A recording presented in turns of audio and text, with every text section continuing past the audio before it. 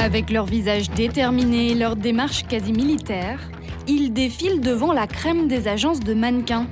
Ces mannequins-là ne sont pourtant encore que des ados. Et parmi ces 63 jolies frimousses, Kiana, repérée dans l'océan Indien, et Elisa, grande gagnante de la zone anti-Guyane. À 15 ans, elle découvre les coulisses du milieu très sélectif de la mode avec une fraîcheur étonnante. J'aime bien me faire maquiller, me faire coiffer. On me chouchoute quoi, donc du coup j'aime bien.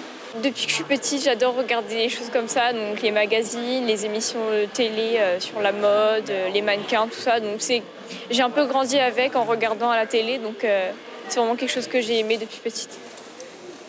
Les deux jeunes filles rêvent de marcher dans les pas de Pauline O'Haraud. La Réunionnaise enchaîne les défilés et les unes de magazines depuis qu'elle a été embauchée par l'agence après le même concours en 2011. Ça fait rêver, c'est génial d'être entourée de 60 candidates, de rencontrer différentes nationalités. Et à cet âge-là, moi quand je l'ai fait, j'avais jamais vécu ça. Sur le podium, Elisa séduit les juges. La Guyanaise empoche son premier contrat avec l'agence, ainsi qu'un revenu minimum garanti de 50 000 € sur les 2 prochaines années. Je me sens excitée et contente d'avoir gagné, parce que la Guyane est peu représentée souvent dans le top 15 d'élite.